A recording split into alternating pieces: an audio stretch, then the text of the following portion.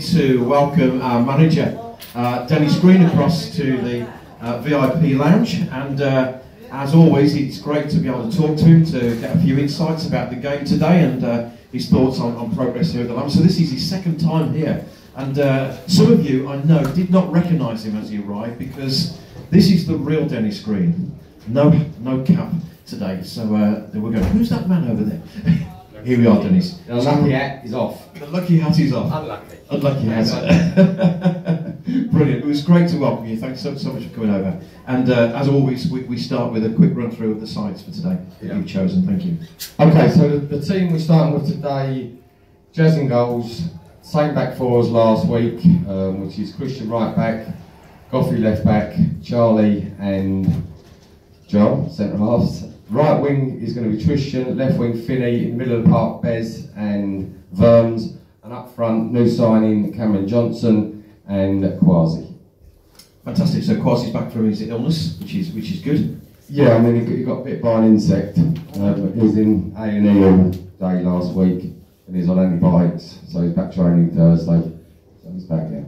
Fantastic. So you know, what are your expectations for today? Ridditch are on a bit of a bad run, but they had a good cup win on Tuesday night.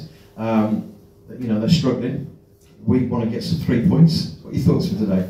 Well, the old Ridditch was struggling. I mean, if you have a look at their team sheet, they've only got 2 players playing that was playing in the old Ridditch. The new managers come in, signed 9 new players. So they're a completely different Ridditch, which are now on the upturn. They've won in the week, so they're probably a better side now than what they were or where the league table suggests. So they're now on the up.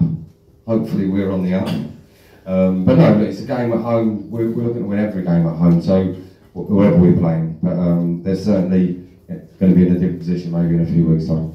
And obviously you want to get today's game out of the way, but we've got a double header with Kettering coming here on Tuesday, so it's a great opportunity to sort of get some points on the board and start closing the gap with the teams at the top, isn't it? Yeah, absolutely. You know, the remit is for us to try and get promoted, whether that's through the playoffs or winning the league, so we need to sort consistency out sooner rather than later. So hopefully we'll have an identity as a team soon. We're looking to win today to take confidence into Tuesday, obviously against Kettering, because that's the league leaders. But you know, we're Tamworth and we're looking to win every game, so we shouldn't be frightened of anybody. We just got to try and gradually get it right sooner rather than later out in the pit. So hopefully we can have a convincing win today and take that confidence into Tuesday. Fantastic, that'd be great. And looking back on last week's action, a point down at Banbury. Positive was a clean sheet, but I'm certainly disappointed you didn't grab all 3 points. Yeah, absolutely. When you see the video back and you see the chances that we had, I mean, Tyrell had one from literally 8 yards out that he put over the bar that looked easier to score. We had a triple block all in the last 10 minutes.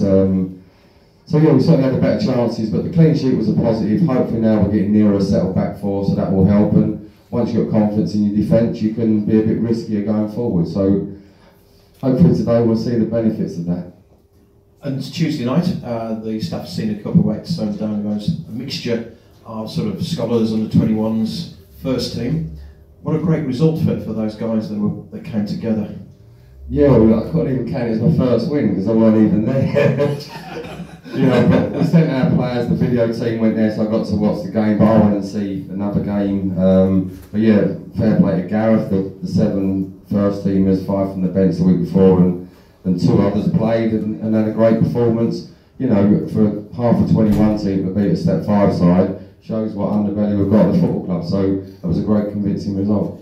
It was indeed, and great to see players on the score sheet getting 5 goals away from home, so that was great. And you know, kids playing adult football in that situation. Looking at the squad, we've seen 2 more changes since we last spoke. Tell us about Jordan Goff, what we expect to see from him. Well, Jordan Goff is, you know, he'll be a fan's favourite, you know, steady Eddie kind of thing, you know, always going to get 7, 8 out of 10, which is what you want from defenders. You know, he'll head it, he'll kick it, he'll play balls in good areas, so he'll toughen up the defence. He can also play at centre half. And Cameron Johnson, I've had 2 years at Boston United. I signed him there as an 18-year-old. He ended up playing 20 odd games for me at Boston.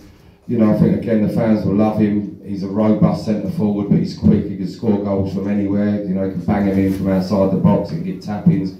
but he's tenacious, strong. So I think again he'll be a fan's favourite, and I think he'll do well for us. You know, we need energy in the team in the final third, and I think he's lacked that in the first 3 games, and hopefully he can give us that.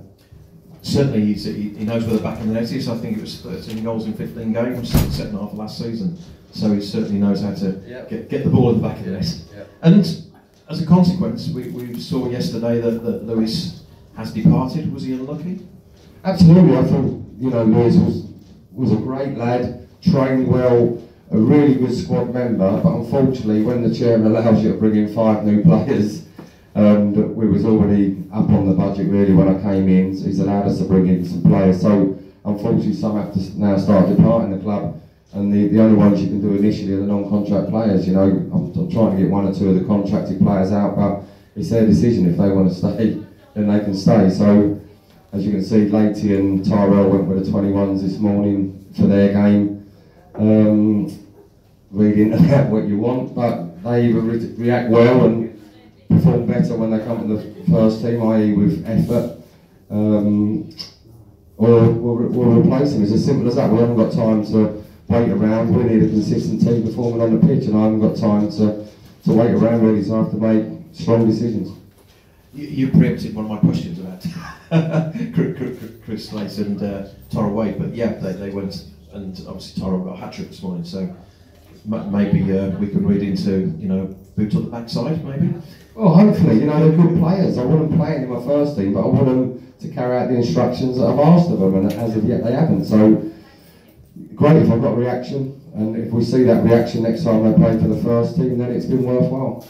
So finally, you know, obviously the response of the young lads that came in Tuesday night. What are your thoughts of the sort of the youth setup here, having been here a few weeks now, to see the quality that's coming through the scholars and the under-21s?